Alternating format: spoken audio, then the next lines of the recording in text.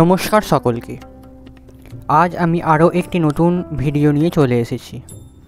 এই সিরিজের নাম শ্রীমদ্ ভগবদ্ গীতা যথাযথ, তে প্রতি শনিবার একটি করে ভিডিও আসবে। এই সিরিজে আমি আপনাদের বলবো শ্রীমদ্ ভগবদ্ গীতার প্রত্যেকটি শ্লোক এবং তার বাংলা অর্থ ও তর্জমা। শ্রীমদ্ ভগবদ্ গীতার দ্বিতীয় অধ্যায় সাংখ্যযোগের শ্লোক নাম্বার 13 ও 14। নাম্বার 13। দেহিনোহস্মিন যথা দেহে কৌমার্যং যৌবনং জরা তথা দেহান্তর্প্রাপ্তির ধীরস্ত্রত্র নমহতে।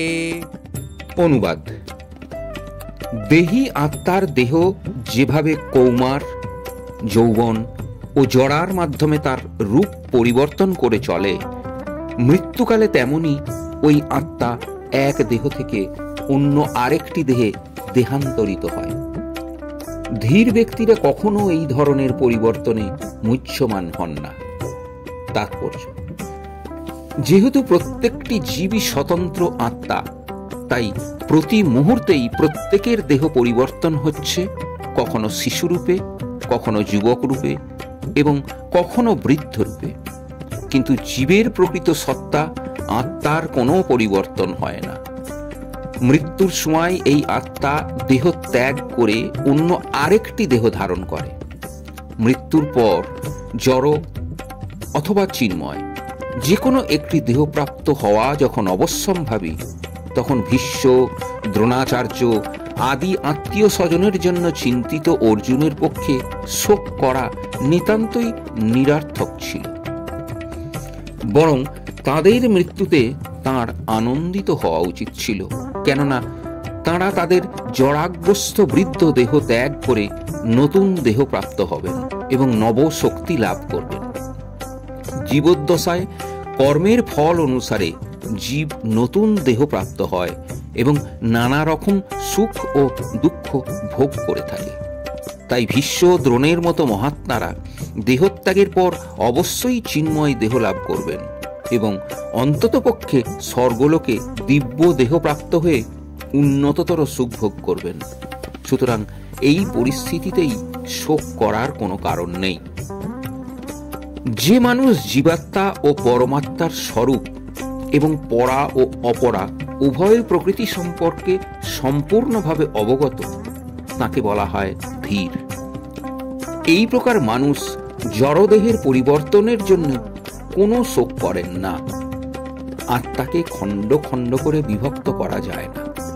এই যুক্তিতে আত্মা ও পরমাত্মার একত্ব সম্বন্ধে মায়াবাদীদের যে মতবাদ, তা গ্রহণযোগ্য নয়। পরমাত্মাকে খণ্ড খণ্ড করে বিভক্ত করার ফলে যদি জীবাত্মার উদ্ভব হতো, তবে পরমাত্মা হতেন পরিবর্তনশীল।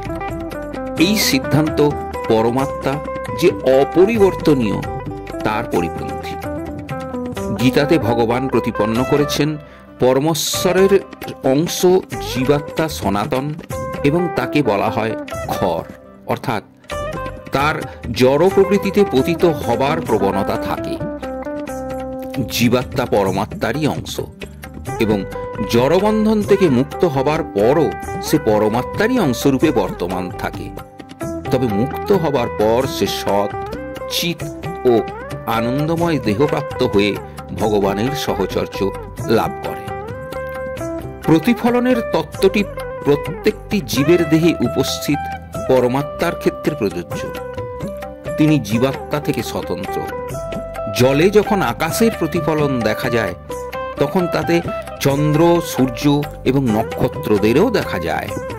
নক্ষত্রগুলিকে জীবাত্মার সঙ্গে তুলনা করা চলে এবং সূর্য অথবা চন্দ্রকে পরমেশ্বরের সঙ্গে তুলনা করা চলে। অর্জুন স্বতন্ত্র অনু চৈতন্য বিশিষ্ট জীবাত্মা এবং বিভু চৈতন্য পরমাত্মা হচ্ছেন ভগবান শ্রীকৃষ্ণ। জীবাত্মা ও পরমাত্মা সমপর্যায়ভুক্ত নয়। অর্জুন যদি শ্রীকৃষ্ণের সমপর্যায়ভুক্ত হতেন এবং শ্রীকৃষ্ণ অর্জুনের ঊর্ধ্বতন না হতেন, তাহলে তাদের মধ্যে গুরু শিষ্যের সম্পর্কটি অর্থহীন হয়ে যেত। তারা দুজনেই যদি মায়ার দ্বারা মোহাচ্ছন্ন হতেন, তাহলে একজন উপদেষ্টা এবং অন্যজন উপদিষ্ট হওয়ার কোনো প্রয়োজন ছিল না। এই প্রকার উপদেশ অর্থহীন হয়ে পড়ে, কারণ মায়ার দ্বারা কবলিত কেউ প্রামাণিক উপদেষ্টা হতে পারে না।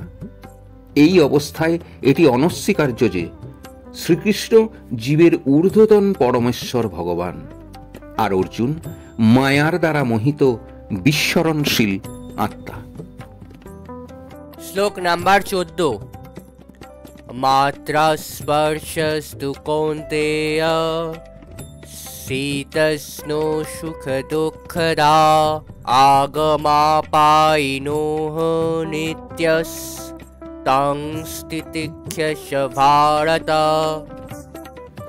অনুবাদ: হে কন্তীয়, ইন্দ্রিয়ের সঙ্গে বিষয়ের সংযোগের ফলে অনিত্য সুখ ও দুঃখের অনুভব হয়। সেগুলি ঠিক যেন শীত ও গ্রীষ্ম ঋতু গমনাগমনের মতো। হে ভারত, সেই ইন্দ্রিয়জাত অনুভূতির দ্বারা প্রভাবিত না হয়ে সেগুলি সহ্য করার চেষ্টা করো। তাৎপর্য: যথাযথভাবে কর্তব্যকর্ম সম্পাদন করতে হলে সুখ ও দুঃখের ক্ষণস্থায়ী গমনাগমনের প্রতি সহনশীল হওয়ার শিক্ষা লাভ করতে হবে। বৈদিক রীতি অনুসারে ভোরবেলা স্নান করা উচিত, এমনকি মাঘ মাসেও। সেই সময় খুবই ঠান্ডা থাকে, কিন্তু তা সত্ত্বেও যে শাস্ত্রের অনুশাসন মেনে চলে সে স্নান করতে ইতস্তত করে না। তেমনি গ্রীষ্মকালে প্রচণ্ড গরমের সময়েও গৃহিণীরা রান্না করা থেকে বিরত থাকেন না। আবহাওয়াজনিত অসুবিধা সত্ত্বেও মানুষকে তার কর্তব্য কর্ম সম্পাদন করতেই হয়। তেমনি যুদ্ধ করাটাই ক্ষত্রিয়ের ধর্ম, এবং তাকে যদি কোনো বন্ধু বা আত্মীয়ের সঙ্গেও যুদ্ধ করতে হয়, তবুও তার কর্তব্য কর্ম থেকে বিচ্যুত হওয়া উচিত নয়। জ্ঞানের স্তরে উন্নীত হতে হলে ধর্মীয় রীতিনীতির শাস্ত্র নির্ধারিত অনুশাসন মেনে চলতে হয়, কেননা জ্ঞান এবং ভক্তির ফলেই কেবল মায়ার কবল থেকে মুক্তি লাভ করা যায়। এই শ্লোকে অর্জুনকে দুটি ভিন্ন নামে সম্বোধন করাটাও খুব তাৎপর্যপূর্ণ। তাকে কৌন্তীয় নামে সম্বোধন করার মাধ্যমে তার মাতৃকুলের মহান রক্তের সম্পর্ককেই সূচিত করে, এবং ভারত নামে সম্বোধন তার পিতৃকুলের মহত্বকে সূচিত করে। উভয় দিক থেকেই তিনি সুমহান বংশজাত ছিলেন। মহৎ বংশের ঐতিহ্য কর্তব্য কর্ম সম্পাদনের ক্ষেত্রে দায়িত্বশীল করে তোলে, তাই তিনি যুদ্ধ এড়িয়ে যেতে পারেন না। আজ এই পর্যন্তই। ভিডিওটা কেমন লাগলো অবশ্যই কমেন্ট করে জানাবেন। ভিডিওটা ভালো লাগলে চ্যানেলটা সাবস্ক্রাইব করবেন, পাশে থাকা বেল আইকনটি প্রেস করে দেবেন, লাইক, কমেন্ট এবং শেয়ার করবেন। সম্পূর্ণ ভিডিওটি দেখার জন্য অসংখ্য ধন্যবাদ।